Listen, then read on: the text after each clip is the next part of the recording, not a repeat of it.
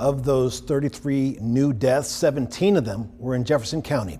Earlier today, I spoke with Dr. David Hicks with the Jefferson County Department of Health about the ongoing crisis. Dr. David Hicks joining us from the Jefferson County Department of Health. Obviously, it's getting close to back to school time. Some schools are actually already starting. But let's talk about the current COVID trend. Where do you think we are right now with the spread? Yeah, so we still have a significant amount of community spread. For the past 3 weeks, we've actually seen the number of cases starting to come down, which is a really promising sign. We're just hoping that that's something that's sustainable. It's not coming down to the point where we need to, by any means, do any victory lap, but it's a positive sign. And we just want to make sure that we keep going in the right direction. How is that trend impacting schools' decisions? Are we ready to go back to in-person schooling? Our concern is that anytime you have individuals in congregate settings, you are running the risk of an uptick in the number of cases.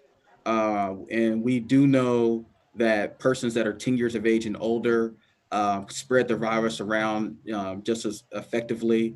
There were some reports early on that we were seeing that individuals that are younger may not spread it as easily, but now it looks like that may not even be the case. So the concern would be, are the schools ready and have the proper preparations in place? I think I will also say we have to balance the concerns of the parents, the superintendents, the school teachers. And so it is a complex issue. We just want to make sure we do it safely. If you look at the guidance that's coming out from the state and the federal government, you want to look at the local transmission rates to guide whether or not you need to open things up, whether or not it's a school or anything else. And our rates are very, very high. And so I think we need to pause and really look at the data. And Birmingham and the metro area is a hot spot, and it's on the target list, even from the White House task force. We've been reach out from the feds, and they are looking closely at what's happening in the Birmingham metro area. This is a area of concern in the United States. You mentioned the states. Governor Ivey issued a mask order. She extended it through August 31st. Do you think that statewide order is making a true difference, and should it be extended again, if so? Yes, it's absolutely making a difference. So we have internal metrics. I was just looking at the numbers and the trends earlier today. So when we've looked at our data trends from when the mask orders from our health officer went out, and then what happened at the state level, and we look at the number of people that are recovering from COVID-19 compared to the number of people that are being diagnosed, and that gap has closed since those orders have come in place. So that means we're having relatively more people in the recovery section and less in the case section. But the only thing that we've done different is the mask wearing order. So I think that's absolute proof that this is being effective. But we still haven't completely closed that gap. We're not even close to doing that quite yet, even though we have some promising signs. So that means we have to keep with the mask because we still have a high positivity rate. We need to do more testing. We need to get the cases down. We need to not burden our healthcare systems because they've been under strain. So we're going to have to still be wearing these masks because they're working, but we are not to the point we need to get to celebrate in any means. How about underserved communities concerning COVID? There was a major grant issued to help those communities. Are they seeing signs that the effort is making a difference? Yeah, what I think it's too early to tell. I will say, this is interesting. We don't have a full explanation for this, but when we look at our local numbers in the county, and we put this on our website by the racial breakdown, that we're not seeing those dramatic disparities that we're seeing in other parts of the state and around the United States.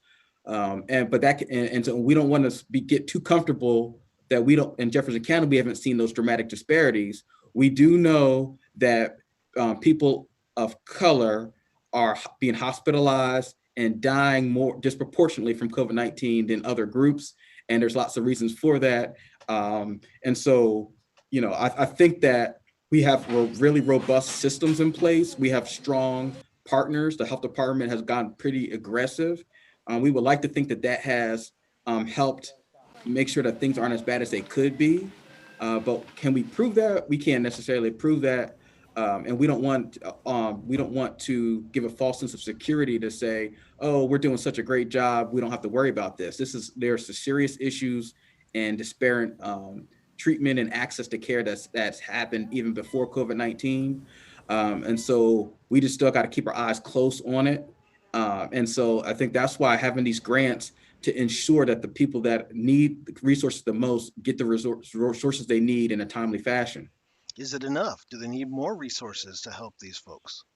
Well, yeah, I mean, there are pockets in the community here in Jefferson County that need more than others, and that's a health equity issue. That means that instead of thinking about just equality, where everyone has to get equal treatment, there's some groups that need more resources because of the differences that we have out there. So I think we are seeing high rates of disease burden in certain pockets of the community, and those are areas that are historically more burdened with, say, hypertension and diabetes. It could be poverty. It could be lack of adequate transportation, decreased access to healthcare providers, poor education systems. So there's a lot of other factors at play that set people up to be at higher risk.